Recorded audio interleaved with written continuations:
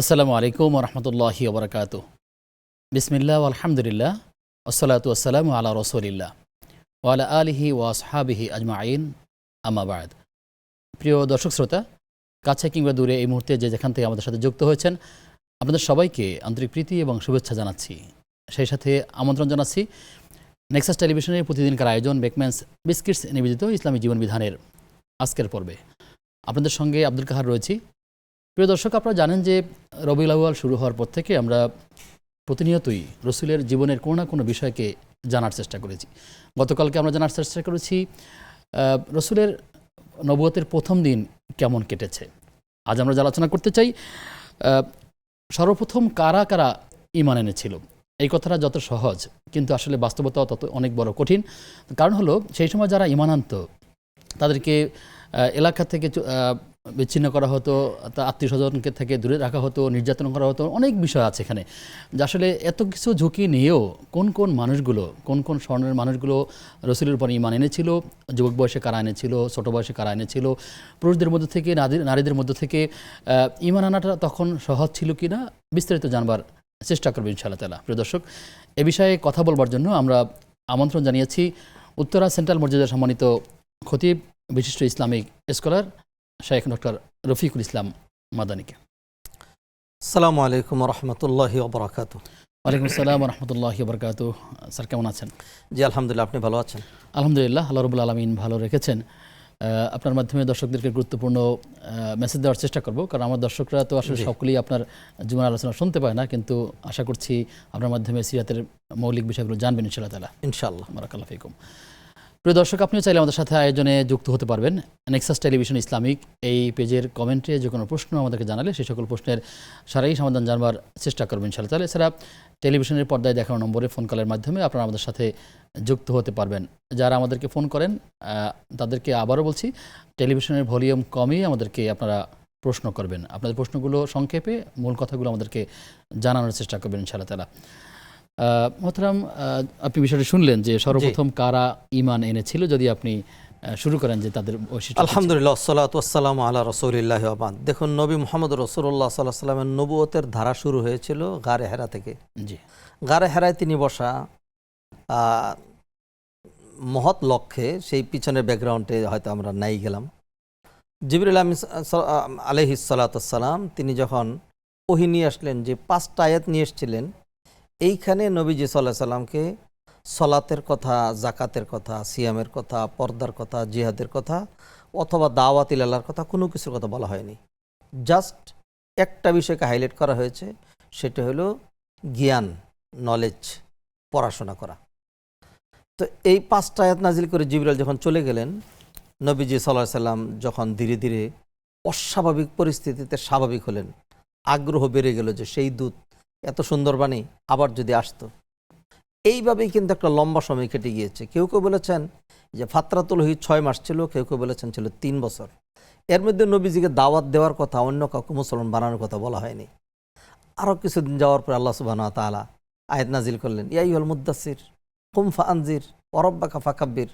রবের বড়ত্ব ঘোষণা করুন, কাপড় চোপড় পরিষ্কার করুন, কিছু মূলনীতি দেওয়া হলো। আর কয়েকদিন পরে আল্লাহ সুবহানাহু ওয়া তাআলা নির্দেশ দিলেন, ওয়া আনজির আশিরাতাকাল আকরাবিন। আপনার নিকটে যারা আছেন আপনি তাদেরকে সাবধান করুন, অর্থাৎ তাদের কাছে ইসলামের বাণী পৌঁছে দেন। তো প্রথম দিনই তো নবীজি সাল্লাল্লাহু আলাইহি সাল্লাম ওহী পাওয়ার পরে কার কাছে গিয়েছিলেন? খাদিজা রাদিয়াল্লাহু তাআলা আনহার কাছে। এবং নবীজি যখন ঘাবড়ে গিয়েছিলেন, খাদিজা কিন্তু ঘাবড়াননি। তিনি তার চাচাতো ভাইয়ের কাছে নিয়ে গেলেন, তার ব্যাখ্যায় খাদিজা আশ্বস্ত হলেন, তিনি নবী হয়ে গিয়েছেন, নবী হতে যাচ্ছেন। তো যাই হোক, এই যে তৃতীয় ধারাটা বললাম, তখন থেকে কিন্তু মানুষ মুসলমান হওয়ার প্রশ্ন। তো সেই হিসাবে ঐতিহাসিকগণ আহলুস সিয়ার তারা যেই ধারা উল্লেখ করেছেন, পুরুষদের মধ্যে সর্বপ্রথম ইসলাম গ্রহণ করেছিলেন আবু বকর রাদিয়াল্লাহু তাআলা আনহু। স্বাধীন নারীদের মধ্যে খাদিজাতুল কুবরা রাদিয়াল্লাহু তাআলা আনহা।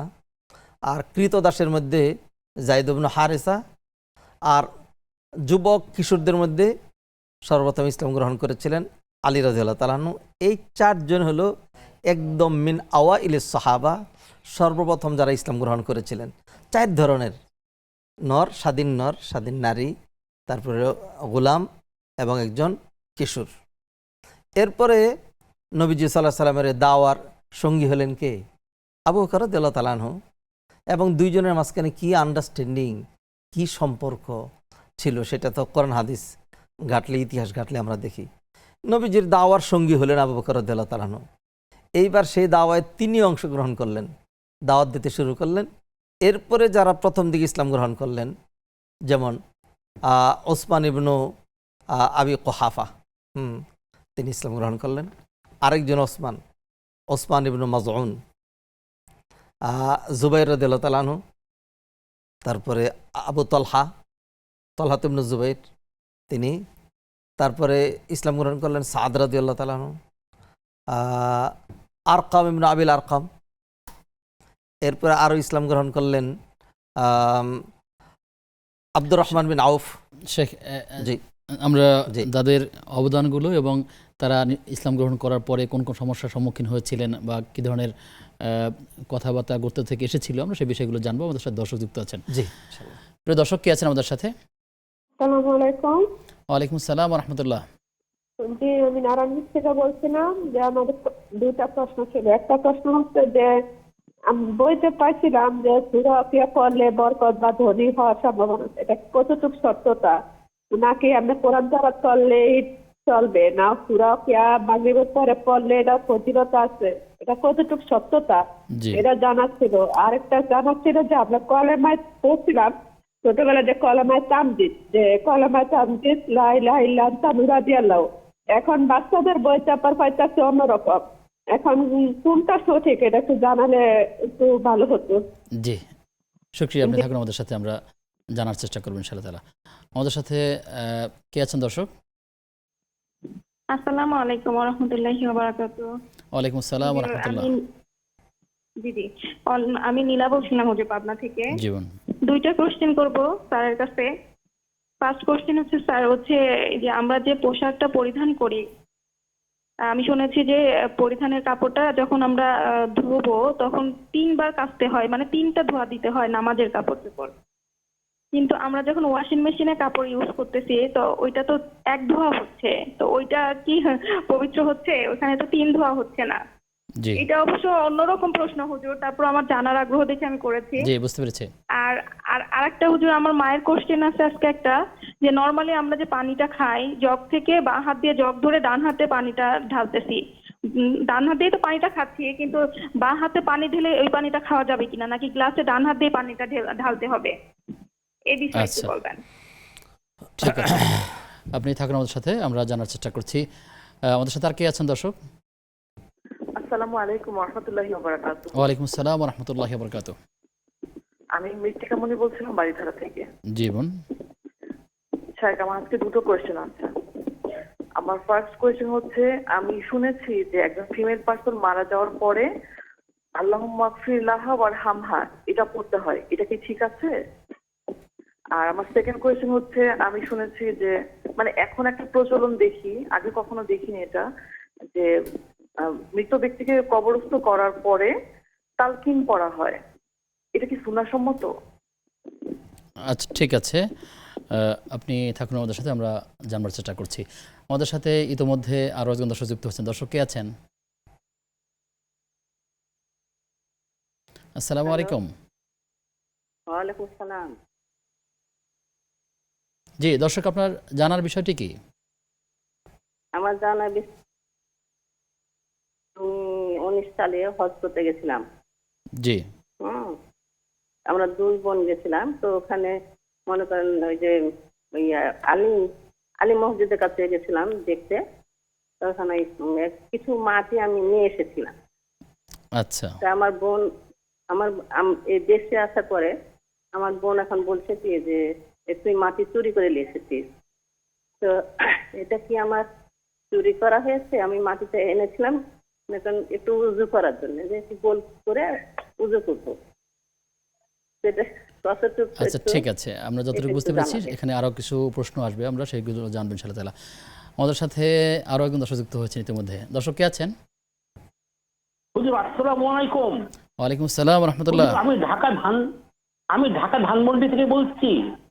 হুজুর, আমি বলছিলাম এমন অনেক লোক আছে সারা বছর আল্লাহ এবং আল্লাহ রসুলের সঙ্গে কোনো সম্পর্ক নাই, কিন্তু রবিউল আউয়াল মাসে 12 তারিখে আল্লাহ নবীর প্রতি গভীর শ্রদ্ধা প্রদর্শন করে এবং ভক্তির সঙ্গে সাথে দুরূদ শরীফ পাঠ করে। হুজুর, অনেক আলেম বলেন কি, ওই একদিনের উসিলায় আল্লাহ জীবনের সমস্ত গুনাহ মাফ করে বিনা হিসেবে তাকে জান্নাতবাসী করে দিতে পারেন আল্লাহ ইচ্ছা করলে। হুজুর, এই কথা কি সঠিক বলে না ভুল বলে, এটাই প্রশ্ন। অনেক জি ধন্যবাদ। প্রিয় দর্শক, আপনারা থাকুন ইনশাআল্লাহ, আমরা জানবো ইনশাআল্লাহ। শেখ, আমরা প্রশ্ন নিয়েছি, একটু সরাসরি প্রশ্ন যাই, বোনেরা অপেক্ষায় আছেন। এই প্রশ্নগুলো শুরুতে একজন দর্শক যুক্ত হয়েছিলেন, তিনি বলছিলেন যে 1 বছর আগে আমাদের বিবাহটা বিচ্ছেদ হয়েছে, এখন পুনরায় তারা আবার বিবাহ বন্ধনে আবদ্ধ হতে চাচ্ছেন, কি প্রক্রিয়া আছে? দেখুন, তালাকের যে মাসালাগুলো এগুলো একটু জটিল, বিদায় আমাদের তো এখানে লম্বা সময় হয় না, বিস্তারিত উত্তর দেওয়া যায় না। এক কথায় 1.5 কথায় যদি উত্তর দেওয়া হয় সেটার উপর আমল করা যাবে না। সেই জন্য সাধারণত আমরা এই ধরনের সংক্ষিপ্ত প্রশ্ন উত্তরে তালাকের প্রশ্ন উত্তর দিতে চাই না। তবুও যেহেতু তিনি প্রশ্ন করেছেন, দিচ্ছি, কিন্তু এটার উপর আমল না করার জন্য। জি, তিনি জাস্ট জেনে নেবেন, এরপরে বিস্তারিত তিনি ফতুয়া বোর্ড থেকে ফতুয়া এনে তারপর আমল করবেন। 1 নম্বর হলো, যদি স্বামী তাকে 3 তালাকি দিয়ে থাকেন, 3টা তালাকি প্রয়োগ করে থাকেন, তাহলে তিনি সরাসরি আর সেই স্বামীর ঘরে যেতে পারবেন না। যতক্ষণ ওনার স্বাভাবিকভাবে অন্যত্র বিবাহ হবে, স্বাভাবিক সংসার হবে, সেইখান থেকে যদি আবার কোনো কারণে তালাক হয়ে যায়, ইদ্যত পালন করে, তাহলে প্রথম স্বামী নিতে পারবেন। কিন্তু আগের স্বামীর কাছে যাওয়ার জন্য সিস্টেম করে প্রক্রিয়া দিন করা, এটা না, কি আসলে সিস্টেম করে প্রক্রিয়া যেটাকে সে বলে হিলা বিবাহ, যেটা নবীজি সাল্লাল্লাহু আলাইহি সাল্লাম অভিশাপ করেছেন, যে আল্লাহ সুবহানাহু ওয়া তাআলার অভিশাপ ওই ব্যক্তির জন্য যে হিলা করে দেয়, যার জন্য হিলা করা হয়। বিদায় এই প্রক্রিয়া হারাম, এটা জায়েজ নেই যেটা। জি, আল্লাহ তাআলা। আর হইলো, যদি উনি সর্বোত্তম তালাক দিয়ে থাকতেন, যে একটা তালাকই দিয়েছেন, এরপর 3 অবশিষ্ট মাস বাকি আছে পর্যন্ত অপেক্ষা করেছেন, 3 মাস পরে টোটাল তালাক হয়ে গিয়েছে, এখন যদি নিতে চান তাহলে শুধু নতুন বিবাহ করলে হবে। এটাকে বলে আহসান তালাক। তো এইগুলির পার্থক্য তো দর্শক শ্রোতা এখন আমরা যেভাবে বলছি এটা ধরে রাখতে পারবেন না, সেই জন্য বলছি কি ঘটেছে কি তালাকের ঘটেনি মাসালাগুলো লিখিতভাবে লিখিত আকারে ফতোয়া বিভাগে দিবেন, সেখান থেকে নিয়ে নেবেন ইনশাআল্লাহ। শেখ, আমরা বাকি উত্তরগুলো নিব বিরতির পর ইনশাআল্লাহ তাআলা। ইনশাআল্লাহ। প্রিয় দর্শক, আপনারা দেখছেন বেকম্যানস বিস্কিটস নিবেদিত ইসলামী জীবন বিধান। সময় হয়েছে একটা বিরতির, ফিরছে কিছুক্ষণ পর, সাথে থাকুন। প্রিয় দর্শক, বিরতির পরে আমরা আবারও ফিরে এলাম। আপনারা দেখছেন ইসলামী জীবন বিধান। আপনাদের সঙ্গে আব্দুল কাহার রয়েছি, আমার সঙ্গে অতিথি রয়েছেন শেখ ডক্টর রফিকুল ইসলাম মাদানী। মোহতারাম, আমাদেরকে নারায়ণগঞ্জ থেকে যে বোন প্রশ্নটি করলেন, তিনি বলছেন যে সূরা ওয়াকিয়ার কথা বলেছেন, এটি পড়লে তিনি শুনেছেন যে বরকত লাভ হবে এবং ধনী হওয়া যাবে। এই যে বক্তব্যটি তিনি শুনেছেন ফজিলতের ক্ষেত্রে, এটি সত্য কিনা? জি, দেখুন, ফাদাইলুল কোরআন অথবা কোরআনের ফজিলত নিয়ে যেই অধিকাংশ বর্ণনাগুলো অনেক দয়ীফ, এর মধ্যে অনেক জাল মৌদুয়া রয়েছে। আয়াতুল কুরসির ফজিলত একদম সহি, সূরা মুলকের ফজিলত সহি, এরকম অনেকগুলো একদম ডাইরেক্ট সহি আছে, সূরা ফাতিহা, 3 কুল, এগুলো। তবে এই যে সূরা মুলক, সূরা ওয়াকিয়া পড়লে এটা হয়, সূরা ইয়াসিন অমুক সময় পড়তে হয়, এগুলো অনেকগুলি দয়ীফ। বিদায় দয়ীফের উপর আমল না করে সহি যেগুলো আছেন সেগুলোর উপর আমল করবেন। আর কমনলি তিনি কোরআন তেলাওয়াত করবেন। কোরআন তেলাওয়াতের মধ্যে হাজারো খায়ের রয়েছে। নবীজি সাল্লাল্লাহু হাদিসে ইরশাদ করছেন, মান শাগালাহুল কোরআন ওয়া যিকরি আন মাসআলাতি আতাইতুহু আফদালা মা উতিস সাইলিন। হাদিসে কুদসিতে আল্লাহ বলছেন, যে ব্যক্তি আমার জিকির আজকার এবং কোরআন নিয়ে ব্যস্ত থাকবে, যেই লোক সারাক্ষণ দোয়া করে আমার কাছে চাইতে থাকলো, আমি তারে যেমন দেব, ওই ব্যক্তি না চাইলেও তার চেয়ে বেশি দিয়ে দেব। ফলে কোরআন ওভারঅল তিনি তেলাওয়াত করবেন। তবে সূরা ওয়াকিয়া গুরুত্বপূর্ণ একটি সূরা, প্রসিদ্ধ একটি সূরা। এখানে কিয়ামতের ভয়াবহতার বর্ণনা আছে, জান্নাতীদের নিয়ামতের কথা এবং সৃষ্টি তথ্য, জাহান্নামীদের শাস্তির কথা, আরো বহুবিধ গুরুত্বপূর্ণ বিষয় আছে। আমাদের দেশে অনেক ওয়াজিফা আছে যেখানে নির্দিষ্ট কিছু সূরা আছে, সেই ফজিলতগুলো দেখার কারণে অনেক সময় মা বোনরা শুধুমাত্র সেই সূরাগুলোই বারবার পড়েন, সারা বছর ওই অল্প কয়েকটা সূরাই পড়েন, অন্যগুলো পড়ার চেষ্টা করছেন না বা কেউ করেন না। এটি আসলে এই যে ওয়াজিফার কিতাবগুলো, যেমন ধরেন নিয়ামুল কোরআন, আরো এই ধরনের কি আছে, এইগুলো না পড়ে সরাসরি যদি রিয়াদুস সালেহিন প্রত্যেক ঘরে থাকে, তাহলে রিয়াদুস সালেহিনের 372টা অধ্যায় আছে, আয়াত হাদিস সহ, বঙ্গানুবাদ সহ 4 খণ্ডে রিয়াদুস সালেহিন পাওয়া যায়। সেটার মূল্য 400-500 টাকার মধ্যেই। তো এই সহি যেই সমস্ত কিতাবগুলো আছে, একসময় তো আমাদের দেশে ধর্মীয় গ্রন্থ ছিল না, তখন মানুষ মকসুদুল মুমিনিন, রিয়াদুস সালেহিন এগুলো পড়তেন। তো এইগুলোর মধ্যে অধিকাংশ বর্ণনা যেগুলো, এগুলো উইদাউট এনি এভিডেন্স, সহি জয়ীফের কোনো করা হয় না, মানুষকে এমনি উদ্বুদ্ধ করার জন্য একজন তার মন মতো কিছু লিখে দিয়েছেন। তো ফলে এইগুলির উপর যেন তারা নির্ভর না করেন। আধুনিক যুগ, দলিল ভিত্তিক কোরআন হাদিসগুলো সব করা হয়েছে এবং এখন কম্পিউটারের মাধ্যমেও, নেটের মাধ্যমে যাবতীয় সব সার্চ দিয়ে সহি নাকি দয়ীফ, দুর্বল নাকি সব কিছু জানা যায়।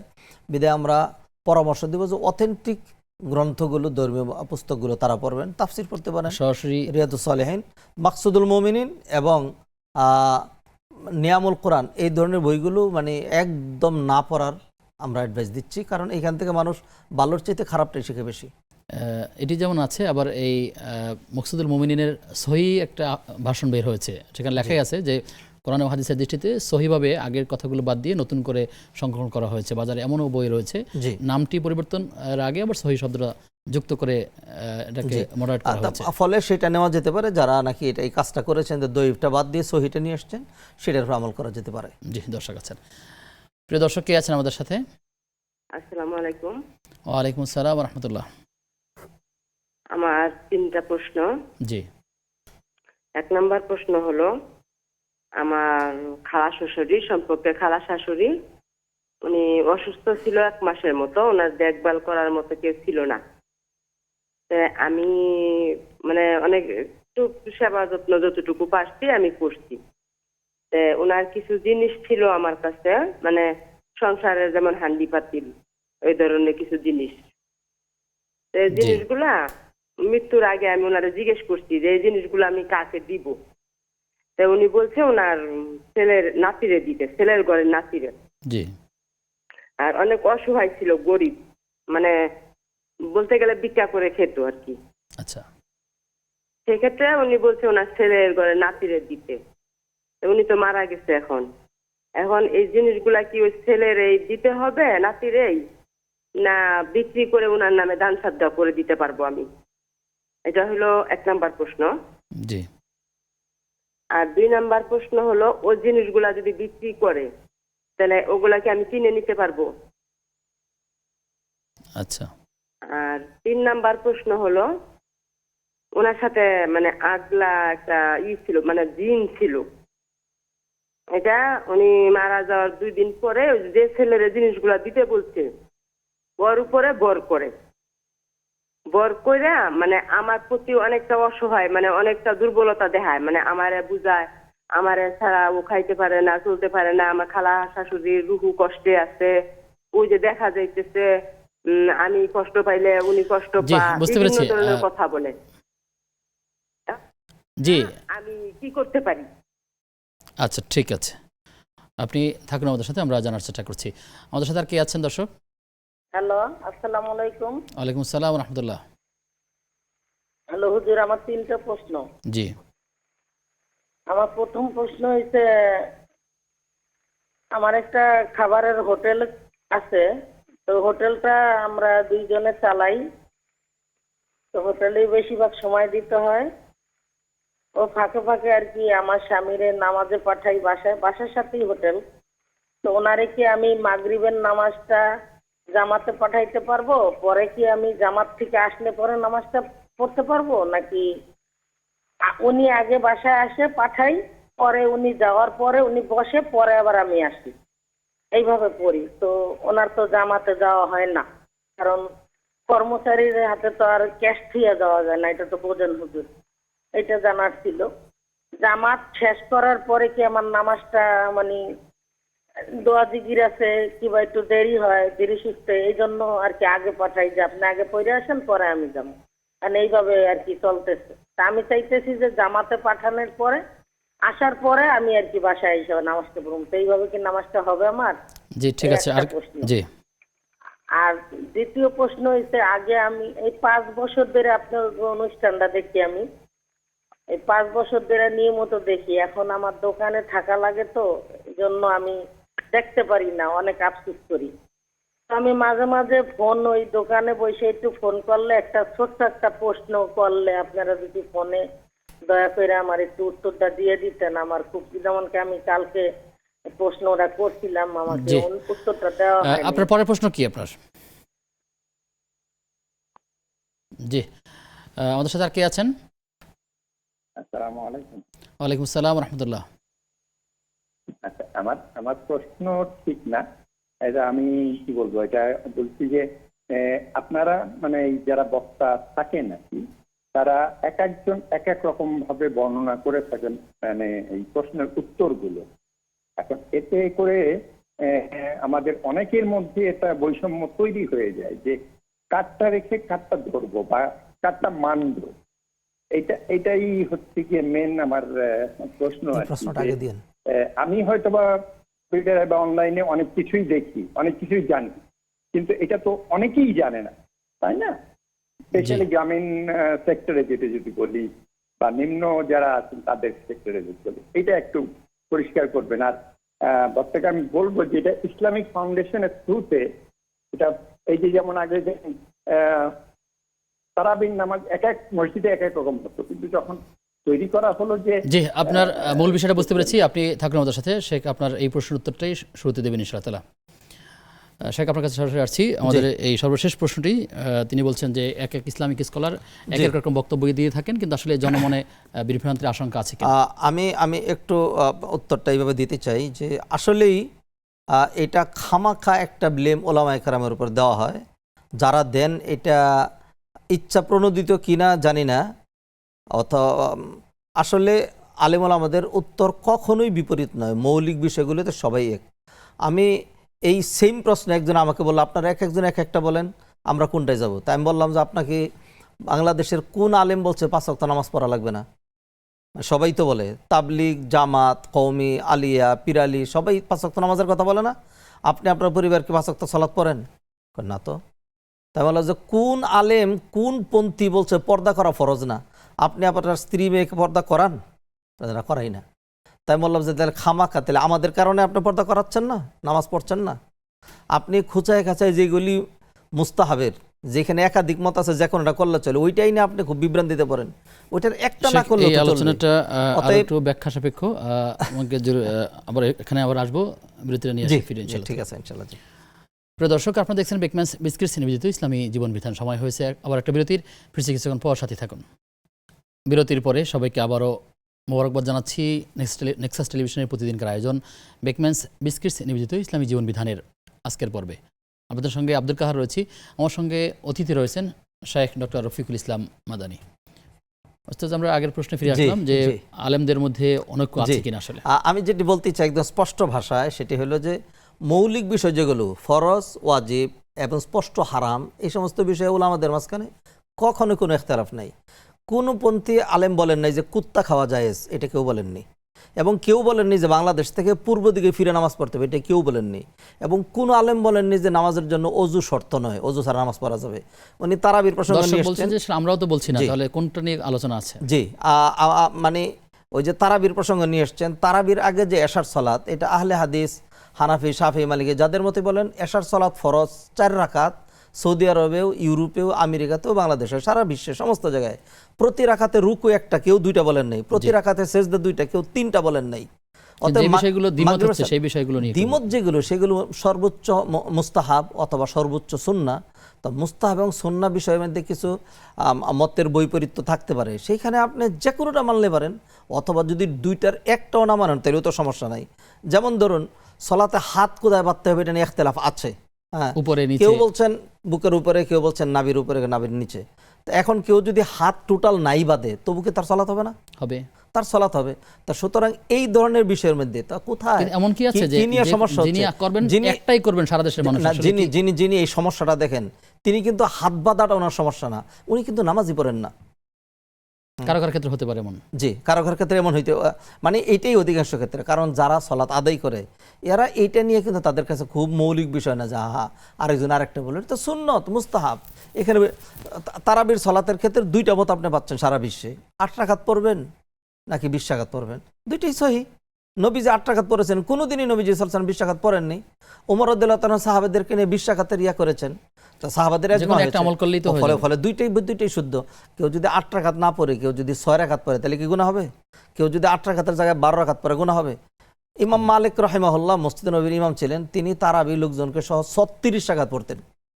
অতএব আমি ভাইকে পূর্ণ শ্রদ্ধার সাথে আবার বলছি যে আপনারা খামাখাই ব্লেমটা দিয়ে সমাজে এই বিভ্রান্তি ছড়ায়েন না।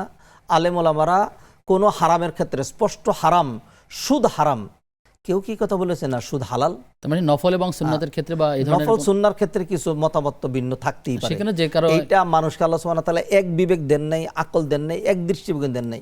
একটা মাসালা নিয়ে গবেষণা করার কারণে একজনের কাছে একটু অন্যরকম মনে হয়, তিনি গবেষণা করে সেই ফতোয়াটা দিয়েছেন, যেখান থেকে বিভিন্ন রকম মাযহাবও তৈরি হয়েছে। তো সেই জন্য বলবো যে মৌলিক বিষয়গুলোতে যদি আপনি ওলামাদেরটা মেনে নেন তাইলে চলবে, বাকিরা যদি মানতে না পারেন টোটালি মাইনেন না, কোনো আর সমস্যা গোটা দেশের মানুষের একই আমলের উপর থাকতে হবে, বিষয়টা সেরকম নয়। সেরকম নয়। জি, আমাদেরকে বোন প্রশ্ন করেছিলেন যে কালিমার কথা বলেছেন, কালিমা তামজিদ নামে একটি আমপারার মধ্যে বা কায়দার মধ্যে ছিল অনেক জায়গাতে, এখন এটি নাই। এই তামজিদ আসলে কালিমা মানে কথা, মৌলিক কথা, কালিমা তয়্যিবা এটার কথা কোরআনেও আছে, মানে সবচেয়ে সুন্দর কথা লা ইলাহা ইল্লাল্লাহ। এগুলো আগে ওলামায়ে কেরামগণ, মানুষ এত কিছু জানতেন না, ইংরেজদের 250 বছর নিষ্পেষণে ছিল, ধর্মীয় শিক্ষা ছিল না, ডিগ্রি ছিল না, আলেম ওলামাদের গবেষণার সুযোগ ছিল না, তারা ফলে এরকম বিভিন্ন নাম দিয়ে মানুষকে উদ্বুদ্ধ করার জন্য সংক্ষিপ্ত করে কিছু কিছু শিখিয়েছেন। মৌলিক বিষয় এরকম না। যদি শুধুমাত্র কেউ যদি লা ইলাহা ইল্লাল্লাহ মুহাম্মাদুর রাসূলুল্লাহ এইটুকুন অথবা আশহাদু আল্লা ইলাহা ইল্লাল্লাহ বলে তাইলেই চলবে। এখন সেটার নাম কিভাবে দিবেন অথবা কিভাবে দিবেন না সেগুলোর বিষয় না। আগে কালিমায়ে তাওহীদ, কালিমায়ে তার মানে অথেন্টিক সোর্স থেকে সেগুলো আসলে আসে না। জি, প্রশ্ন করেছেন আমাদের বোন নীলা, নিয়মিত দর্শক। তিনি বলেছেন যে পোশাক ধৌত করার সময় এটা কি 3 বার ধৌত করতে হবে? যদি সেটি বাধ্যবাধকতা হয় তাহলে তিনি যদি ভালো করে পোশাক একবার ধোয়া হয় তাইলে সেটা পরিষ্কার। সতর্কতার জন্য অনেকে 3 বারের কথা বলেন। আর ওয়াশিং মেশিনে ধোয়া হয়, ওয়াশিং মেশিনে একবার ধোয় না, ওয়াশিং মেশিন 3 বার ধোয়। ওয়াশিং মেশিন একবার ধুয়ে পানিটা নিংড়ানি দিয়ে আবার পানি দিয়ে আবার এটাকে করা হয়। এত ওয়াশিং মেশিন তো জরুরি না আসলে, তো কি সেটাই বলছি, আর 3 বার তো জরুরিও না। জি, শুকরিয়া। আমাদের বোন আরও বললেন যে আমরা যখন কোনো পানি খাই দেখা যায় যে বাম হাত দিয়ে পানিটা ঢেলে নিলাম গ্লাসে, ডান হাত দিয়ে খেলাম, এই যে বাম হাতে সহযোগিতা নিলাম, এটা কি দুইটা হাতেই কাজ করা যাবে? বাম হাত ডাইন হাতের সহযোগী, অনেক কাজ বাম হাত দিয়ে করতে হবে, কিন্তু ডাইরেক্ট পান করার সময়, খাওয়ার সময় কারো যদি ডাইন হাতের সমস্যা না থাকে তাহলে তিনি ডাইন হাত ব্যবহার করবেন, যদি ডাইন হাতের সমস্যা থাকে তাহলে বাম হাত ব্যবহার করতে পারবেন অথবা সহযোগিতা নিতে পারবেন। বাম হাতে পানি ঢেলে ডান হাতে খাওয়া এটা 100% ঠিক আছে। জি, শুকরিয়া। আমাদের দর্শক মৃত্তিকা মণি, তিনি বলেছেন যে নারীদের জন্য মৃত্যুর পরে যে দোয়াটা করা হয় আল্লাহুম্মা গফির লাহা ওয়ারহামহা, এইভাবেই বলা উচিত নাকি আসলে কিভাবে তিনি বলবেন? আসলে এটা গ্রামারিক্যাল কারণে, আরবিতে যেই দমির অথবা সর্বনাম পুরুষের জন্য হু আর মেয়েদের জন্য হলো হা। আর যদি পুরুষ মাইয়াত হয় আল্লাহুম্মা গফির লাহু, আল্লাহ তাকে মাফ করে দাও, আর যদি মহিলা হয় আল্লাহুম্মা গফির লাহা। এটা হলো একদম আরবি অনুযায়ী। অনারব কোনো ব্যক্তি এগুলি না বুঝে যদি মহিলাদের ক্ষেত্রে আল্লাহুম্মা গফির লাহু বলে তাইলেও কোনো অসুবিধা নেই, ইনশাআল্লাহ শুদ্ধ হবে। জি, শুকরিয়া আপনাকে। প্রশ্ন করছেন আমাদের বোন, তিনি বলছেন যে মৃত্যু ব্যক্তির কবরে অনেক এলাকায় দেখা যায় যে তালকিন দেওয়া হয়, 4 কোণায় পরিবারে মাটিকে ফু দিয়ে সেই মাটিটাকে মাটির মধ্যে স্থানান্তর করা হয় অথবা রেখে দেওয়া হয়, কবরের 4 কোণাতে 4 জন ঘুরে ঘুরে আবার পড়েন, এভাবে মাইয়িতকে তালকিনের যে বিষয়টা হাদিসে আছে, নবীজি সাল্লাল্লাহু আলাইহি ওয়াসাল্লাম লাক্কিনু মাউতাকুম লা ইলাহা ইল্লাল্লাহ, এটা হলো ওই ব্যক্তি যিনি এখনো মারা যাননি, জীবিত আছেন, তার পাশাপাশি জোরে জোরে এটা বলা লা ইলাহা ইল্লাল্লাহ যাতে শুনে তিনি বলেন। সেটা তো মৃত্যুর আগের কথা। সেটা মৃত্যুর আগে। কোনো ব্যক্তি মারা যাওয়ার পরে তখন আর তালকিনের প্রশ্ন না, মারা যাওয়ার পরে যেটা সেটা হাদিসে আছে, নবীজি সাল্লাল্লাহু আলাইহি ওয়াসাল্লাম বলছেন সুম্মা সালুলাহু তাসবিত ফা ইন্নাহুল আনা ইউসআলু, তোমরা এখন তার জন্য দৃঢ়তার দোয়া করবে, কারণ এখন তাকে প্রশ্ন করা হবে। তখন তার জন্য দোয়া করা যে আল্লাহ তার প্রশ্ন তো সহজ করে দাও, আল্লাহ তুমি তাকে মাফ করে দাও, এগুলো। বাকি অন্যান্য যে কাজগুলো করা হয়, খেজুরের ডাল গাড়া, চালকুর পরে ফু দিয়ে সেখানে করা, এগুলো বেদাতি প্রক্রিয়া, এগুলো সুন্নাহসম্মত নয়। এই কবরটাকে বন্ধ করা হয় এবার এরকম কোনো প্রক্রিয়া বিভিন্ন জায়গায় চালু আছে আর কি, মাটিতে ফু দিয়ে, এইগুলি বেদাতি প্রক্রিয়া। সাহাবায়ে কেরাম তাবেঈন এবং তারা এই কাজ করেননি এবং সহিহ হাদিস দ্বারা এগুলো সাব্যস্ত নেই। জি, শুকরিয়া। আমাদেরকে এক বন্ধু বলছেন তিনি হজে গিয়েছিলেন বেশ আগে, সেখান থেকে মসজিদ আলী কিংবা কোনো এক মসজিদ থেকে তিনি কিছু মাটি এনেছেন বা পাথরের টুকরো এনেছিলেন। তিনি বলছেন যে তিনি এটা ওজুর জন্য অর্থাৎ তায়াম্মুমের যদি বুঝিয়ে থাকেন তাহলে বিধান কীরকম, আর যদি কেউ বরকতের জন্য নিয়ে আসেন মক্কা মদিনার মাটি, মসজিদের মাটি, তাহলে বিধানটা কি? এক নাম্বার হলো এই আনাটা টোটাল ঠিক হয়নি, কারণ হলো মানুষ যারাই নেয়, অন্যান্য দেশের লোকজন নেয়, তারা বারাকা করার জন্য এবং এখান থেকে মাটি নিয়ে তাবিজের ভিতরে ঢুকাইয়া বেশি দামে বিক্রি করা, অথবা এই মাটি দিয়া বিভিন্ন মানে মকসদ পূর্ণ হবে এরকম মনে করা, এগুলি শিরকি তৎপরতা। তায়াম্মুম করার জন্য মাটির দেশ তো বাংলাদেশ, এখানে সব রকম মাটি পাওয়া যায়। কাদা মাটি দিয়ে আপনি সুন্দর করে যদি বানিয়ে নেন তাহলে সেটাও করতে পারেন। হ্যাঁ, অথবা মাটি তো অহরহ, ওইখানে তার এরকম এত ফ্রেশ মাটি নেই, পাথরের মাটি। অতএব সুতরাং এই বিষয়গুলো এটা আসলে বর্জনীয়। এটা আনা ঠিক হয়নি। আপনি যদি এই মাটি এনে থাকেন তাহলে এটাকে এমনি ফেলে দেন। হ্যাঁ, যে আলাদা কিছু আর করার নেই। আলাদা কিছু করার নেই। আর যিনি বলছে যে আপনি চুরি করে এনেছেন, তো সেইটা যদি ওইখানকার কোনো ক্ষতি না হয়ে থাকে, এমনি কিছু মাটি আনা, এটার উপরে চুরি শব্দটাও প্রয়োগ হয় না। জি, ধরেন এখান থেকে একটা ছোট্ট পাথর নিয়ে আসলেন, একটা, এটাকে চুরি বলা হয় না। অতএব সেটা হবে তবে না। কাজটা বাকি সুন্দর এটা হয়নি দিয়ে আর যেন কি। আপনার কাজটা সুন্দর হয়নি, এটা দিয়ে যেন আর আপনি আমার বিশ্বাসের কোনো কারণে মাকসুদ এটি পূরণ বড় ধরনের গুনাহ হতে পারে, সেটি আসলে তার জি। মনের ব্যাপার, আল্লাহ ভালো জানেন। জি। দর্শক আছেন, দর্শক কে আছেন আমাদের সাথে? আসসালামু আলাইকুম। আসসালামু আলাইকুম। ওয়ালাইকুম আসসালাম রহমতুল্লাহ। হুজুর, আমার একটা প্রশ্ন ছিল। জি। হুজুর, আমার ছেলে মানে কিছুদিন মানে 6 মাস ধরে মানে অনেক মানে করতেছে, মাদ্রাসায় পড়াই তো, হাফেজি পড়ে। হুজুর 10-11 পারা হয়ে গেছে, কিন্তু ও এখন চাচ্ছে না যে ও পড়বে। কিন্তু আমি সবসময় নামাজ পড়ে আল্লাহর কাছে এটুকুই বলি যে আল্লাহ তুমি আমার ছেলেকে হাফেজ বানাইয়া দাও। আমি আল্লাহর কাছে কখনো কিছু চাই নাই, কিন্তু ছেলেটা এখন কে যেন হুজুর পড়তেই চাচ্ছে না। যত মাদ্রাসায় দিয়েছে আবার পলাইয়ে যায়। ঠিক আছে, পলাই যে মাদ্রাসায় 3 দিন পর হবে, কালকে পেয়েছি ওই ইতে থাকে, লঞ্চে হাঁটে, কিন্তু বাসায়ও আসে না। অনেক টেনশন হয়। 3 দিন পরে পাইছি। হুজুর, আমার অনেক মানে মা হিসেবে মানে আল্লাহর কাছে একটু চাচ্ছি যে ও আমার ছেলেটা যেন হাফেজ হয়। আমার একটাই ছেলে, কিন্তু কি ভুলের জন্য আল্লাহ এরকম করছে জানি না। হুজুর, আমি নামাজ পড়ি 5 ওয়াক্ত, সবসময় আমি আল্লাহর কাছে এটুকুই চাই যে আমার জি, সন্তান যেন হাফেজ হয়। বুঝতে পেরেছি বোন, আপনার মনের কষ্টগুলো আছে, আল্লাহ তাআলা আপনার উপর রহম করুন। আমাদের সাথে আর কে আছেন? আসসালামু আলাইকুম। ওয়ালাইকুম আসসালাম রহমতুল্লাহ।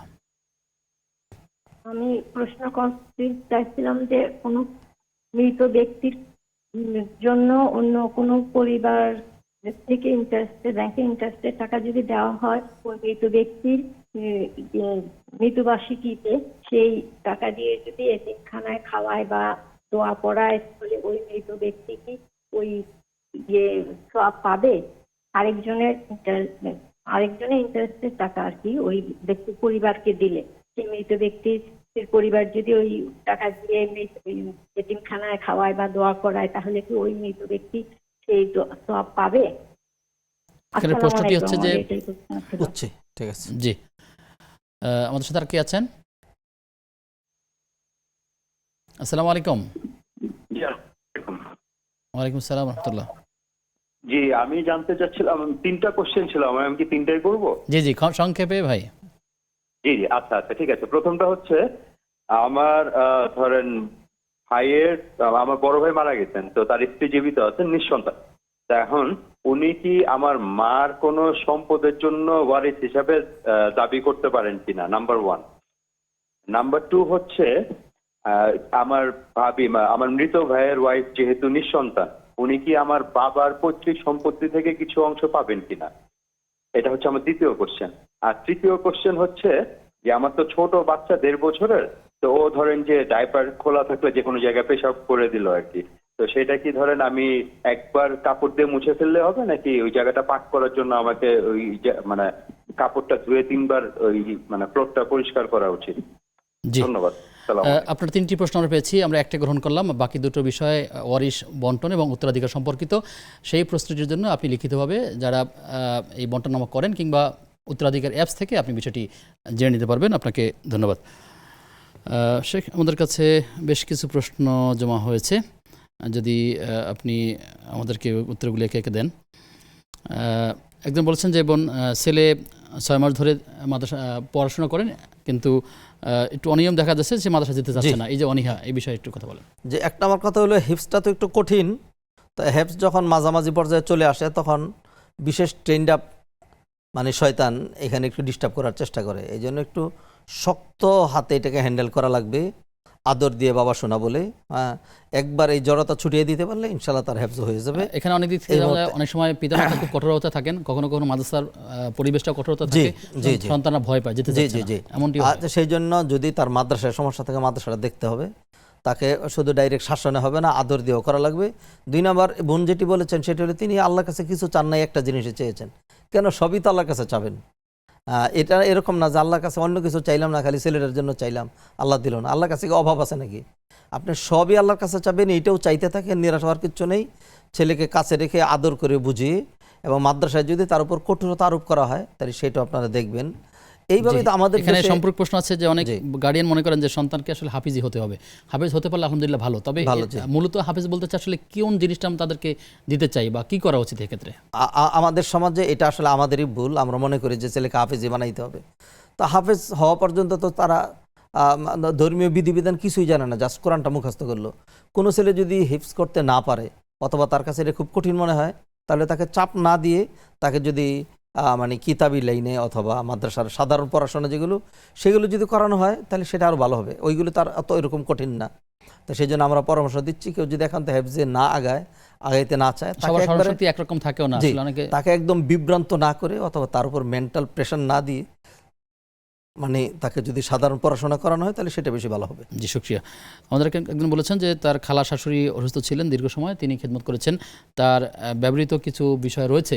উনি এটি, উনি তার- কোনো ব্যক্তি মারা যাওয়ার আগে যে কথা বলেন সেটা হলো তার ওসিয়ত, এবং ওসিয়ত মানা হলো ওয়াজিব, যদি সেখানে কোনো প্রতিবন্ধকতা না থাকে। তিনি যেহেতু তার নাতিরে দিতে বলছেন, এটাও দিবেন। নিজের থেকে এটা বিক্রি করার অথবা সেই টাকাটা তার কল্যাণকর কাছে অথবা নিজে কিনে নেওয়ার চিন্তা, কিনে নেওয়ার, এটা আপনার দায়িত্ব না, এটা তাকে দেওয়া। যদি সে কোনো কারণে না নেয় অথবা তাকে খুঁজে পাওয়া গেল না, তখন সেটা আপনি বিক্রি করে অন্য কাজ করবেন। যদি এটা বিক্রি করা হয় তাহলে ন্যায্য দাম ধরে সেটা যদি আপনিও কিনেন তাহলে কিনতে পারেন, অসুবিধা নেই। বাকি মাইয়ের যেটা বলে গিয়েছে তার কথাটা তার রাখতে ওসিয়তটা হবে, রাখা। তার ওসিয়তটা রাখতে হবে, এটা আপনার উচিত তার নাতিকে পৌঁছে দেওয়া।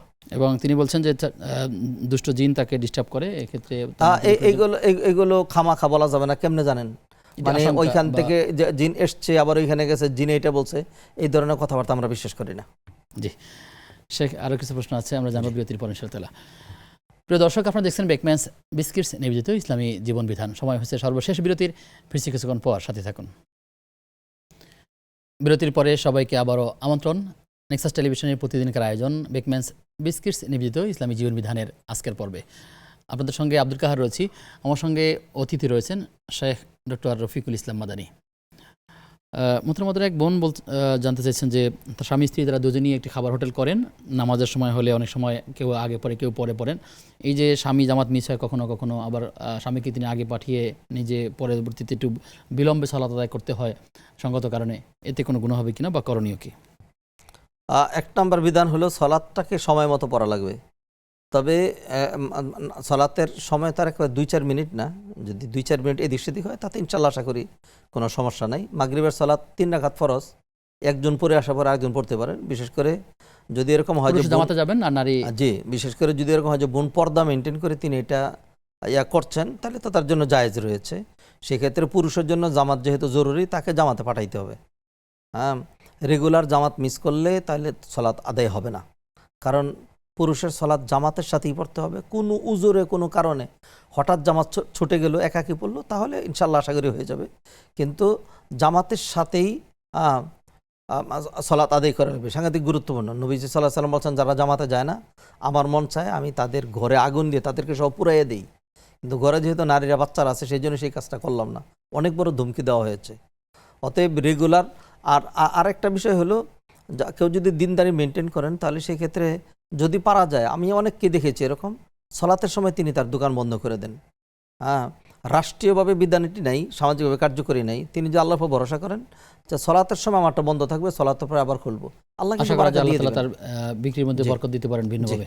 জি, আমাদেরকে এক ভাই বলেছেন যে সারা বছর অনেক কি দেখা যায় না যে তারা দিন চর্চা করেন, কিন্তু 12ই রবিউল আউয়াল কিংবা মিলাদুন্নবী তারা ঘটা করে পালন করেন, এবং ঢাকা শহর বিভিন্ন শহরগুলোতে র্যালি বা এরকম কিছু লক্ষ্য দেখা যায় আর কি। তিনি আসলে এই বিষয়ে জানতে চাচ্ছেন আসলে এই যে রাসূলের প্রতি ভালোবাসা একদিনের জন্য, নবীজি সাল্লাল্লাহু আলাইহি ওয়াসাল্লাম আমাদের জন্য যে আদর্শটা রেখে গিয়েছেন, লাকাদ কানা লাকুম ফি রাসূলিল্লাহি উসওয়াতুন হাসানাহ, সেটি আমাদের কৃষ্টি কালচার, হাসি তামাশা, আমাদের পোশাক পরিচ্ছদ, চলনে বলনে, উঠতে বসতে সকল কিছুতে নবী যেন পূর্ণাঙ্গ দিক নির্দেশনা দিয়ে গিয়েছেন। নবীর ভালোবাসা, নবীর অনুসরণ তো আমাদের প্রতিদিনের বিষয়। ঘুম থেকে উঠেই আমরা আলহামদুলিল্লাহিল্লাযী আহইয়ানা দোয়া পড়ি, ঘুমাতে যাওয়ার সময় একদিনের কোনো বিষয় নয় এবং একদিনের বিষয়, সারা বছর। তো সে হইল কুসন্তান যে নাকি সারা বছর বাবা মার জন্য দোয়া করে না, যেদিন বাবা মা মারা গেছে ওই দিন সে একটা মৃত্যুবার্ষিকী পালন করলো, এটা বেদাতও বটে এবং গুনার কাজও বটে। আর ওই উম্মত হইলো মানে সুউম্মত বলা চলছে না, কুউম্মত, যে সারা বছর নবীর বিধানের ধার ধারে না, 12 রবিউল আউয়াল আসলে টাকের মধ্যে দাঁড়াইয়া মিছিল করে তেরসা নিশান, নবীর ভালোবাসা, এশকে রাসূল, আশিকে রাসূল আর নবীকে ডেকে ডেকে নারে রিসালাত ইয়া রাসূলুল্লাহ বলে আল্লাহ তাআলা আমাদেরকে দিন বোঝার তৌফিক দান এই করুন। কাজের সাথে সুন্নাহর কোনো সম্পর্ক নাই। জি, শুকরিয়া। জি। প্রিয় দর্শক, কে আছেন আমাদের সাথে? পরিচয় দিয়ে প্রশ্ন করুন। আসসালামু আলাইকুম, আমি মাসুম বিল্লাহ বলতে জিজ্ঞাসা মসজিদ থেকে। জি। আমার প্রশ্ন হলো যে জানাজার নাম সালাতের ইমামতির জন্য কোনো বয়স শর্ত কিনা? 2 নাম্বার হলো যদি এক তাকবীর ভুল হয়ে যায় তাহলে কি করণীয়? আচ্ছা, ঠিক আছে, আপনি থাকুন আমাদের সাথে, আমরা জানার চেষ্টা করছি। আমাদের সাথে আর কে আছেন? দর্শক কে আছেন আমাদের সাথে? আসসালামু আলাইকুম। ওয়ালাইকুম আসসালাম ওয়া রাহমাতুল্লাহ।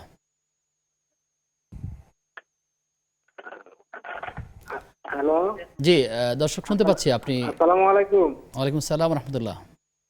হুজুর, আমি নোয়াখালী থেকে বলছি। জি। আমার একটা প্রশ্ন হলো, জি, আপনার প্রশ্নটি কি? হুজুর, অনেক সময় নামাজে দাঁড়াইলে আজকে 2 রাকাত পড়লাম না 3 রাকাত পড়লাম, এই কথাটা যদি ভুলে যাই তখন স্মরণ করতে পারি না নামাজের মাধ্যমে, তখন জি, কি করা আর কোনো হুজুর? প্রশ্ন আছে? এটা জানতে চাই। বুঝতে পেরেছি। দর্শক আর কে আছেন আমাদের সাথে? হ্যালো, আসসালামু আলাইকুম। ওয়ালাইকুম আসসালাম ওয়া রাহমাতুল্লাহ। হ্যালো, আমার বাড়ির পাশেই কবরস্থান, সেই কবরস্থান তো আমার কি করণীয়? প্রতি সময়ে তো দেখা যায় কবরস্থান। আর 2 নাম্বার কথা হচ্ছে, আমার স্বামী যে 5 ওয়াক্ত নামাজ মসজিদে যা পড়ে না, কি করণীয়? কি দোয়া করলে, আমল করলে? এটাই আমার প্রশ্ন। জি, আপনারা সকলেই থাকুন আমাদের সাথে, আমরা যতগুলো প্রশ্ন পেয়েছি এগুলো উত্তর জানার চেষ্টা করছি ইনশাআল্লাহ। শেখ, আমাদের হাতে প্রশ্ন আছে। আমাদেরকে বলেছিলেন যে সুদের টাকা তিনি কোনো একজন ব্যক্তির মৃত্যুবার্ষিকীতে এটা খরচ করতে পারেন কিনা, খরচ করলে মৃত্যু ব্যক্তি এর থেকে কোনো অংশ পাবে কিনা, অথবা এই টাকার বিধান কি? 2টা হারাম। একটা হলো সুদের টাকাটা হারাম, 2 নম্বর হলো মৃত্যুবার্ষিকী পালন করা হারাম। মৃত্যুবার্ষিকী এটা অমুসলিমদের থেকে এসছে, আর হলো ওই যে বার্থডে পালন করা যেটা সেটা অমুসলিমদের থেকে এসছে, টোটাল হারাম, সেটা করা যাবে না। এক তো হলো মৃত্যুবার্ষিকী হারাম কাজ, দ্বিতীয় হলো আবার সুদের টাকা দিয়ে করবে। হ্যাঁ, ফলে এইখান থেকে মাইয়েতের সব পাওয়ার কোনো সম্ভাবনা নাই। মাইয়েতের জন্য যদি এমনি তার ওলি ওয়ারিস সাধারণ দান সদাকা করে, অথবা সাধারণভাবে মৃত্যুবার্ষিকী ছাড়া গরিব মিসকিনকে খাওয়ায় মাইয়েতের পক্ষ থেকে, তাহলে মাইয়েত সব পাবে ইনশাআল্লাহ। অনেক জায়গায় দেখা যায় কেউ শুধু দোয়া করেন সুন্নতসম্মতভাবে, বা এরকম কাজ মানুষকে খাইয়ে থাকেন, ওই তারিখগুলিতেই করেন মূলত। অন্য মানে তিনি সুন্নাহসম্মত কাজটা করেছেন, কিন্তু বেদাতি পদ্ধতিতে করেছেন, বেদাতি পদ্ধতিতে, বিদায় এটাও প্রত্যাখ্যাত। যদি সুন্নাহসম্মতই করতে চান তাহলে সবসময় দোয়া করবেন, যে কোনো সময়, একদিন আগে করতে পারেন, একদিন পরে করতে পারেন। দোয়ার জন্য তার নির্দিষ্ট কোনো সময়ের দরকার নেই, নির্দিষ্ট কোনো দিনের দরকার নেই। আমাদেরকে ভাই প্রশ্ন করেছিলেন যে তার ছোট বেবি আছে, ডায়াপার পরিয়ে রাখেন, কখনো কখনো প্রস্রাব লেগে যায় কাপড়ে, সেক্ষেত্রে পবিত্রতার ক্ষেত্রে কোনো ধরনের বিশেষ নির্দেশনা আছে কিনা? পবিত্রতার জন্য একটু সতর্কতা অবলম্বন করা। ইন্নাল্লাহ হিবুল মুতাতাহহিরিন, যারা খুব ভালো করে পবিত্রতা অর্জন করে আল্লাহ তাদেরকে পছন্দ করেন। বিদায় যদি শহরের বাড়ি থাকে, অনেক সময় যদি শহরের বাড়িঘর হয় যেখানে টাইলস অথবা সাধারণ পাকা ফ্লোর, তো সেইখান থেকে যদি একবার ভালো করে মুছে নেওয়া হয় পানি দিয়ে অথবা কাপড় দিয়ে, এরপরে যে শুকিয়ে যায় তাহলে এটা পাক। এরপরে যদি দ্বিতীয়বার এখানে পানিও লাগে তবে এটা আর নাপাক হবে না, কারণ নবীজির হাদিসের মূলনীতি হলো তহারাতুল আরদি ইউবসুহা, জমিন শুকিয়ে গেলে সেটা পাক হয়ে যায়। আর যদি গ্রামের কাঁচা বাড়িঘর হয় তাহলে সেইখানে পেশাব লাগার পরে যদি পানি সেটা মাটি সেটা খেয়ে ফেলে তাইলে পাক হয়ে গেল। সতর্কতামূলক সেখানে আরেকটু পানি ছিটিয়ে দিতে পারেন যদি সমস্যা না থাকে। জি, প্রশ্ন করেছেন জনাব মাসুম বিল্লাহ, তিনি জানতে চাইছেন যে জানাজার সালাতের বয়সের শর্ত কিনা, ইমামের জন্য বা মুসল্লির জন্য কোনো ধরনের বয়সের শর্ত আছে কিনা? মুসল্লিদের জন্য তো কোনো শর্ত নাই, যে কোনো বয়সের মুসল্লির সালাত আদায় করতে পারবে। আর ইমামের জন্য শর্ত সালাতুল জানাজা, যেহেতু অনেকেই বলছেন ওয়াজিব, সেই জন্য সেইটা ইমাম যিনি পড়াবেন সে বালেগ হইতে হবে। কারণ হলো অনেক আলেমদেরই মত হইল যে নাকি ইমামাতুল মাফদুল আলাল ফাদিল, মানে যার স্ট্যাটাস কম সেই মতো করতে পারবে না, কারণ যারা পিছনে পড়ছেন তাদের উপর ওয়াজিব, আর যে পড়াচ্ছে তার উপরে নফল, ফলে একতেদা হবে না, এটা অনেকেরই মত। তো সেই জন্য নাবালিগ দিয়ে জানাজা পড়ানো যাবে না, যিনি প্রাপ্তবয়স্ক তাকে দিয়ে জানাজা পড়ানো জি, যাবে।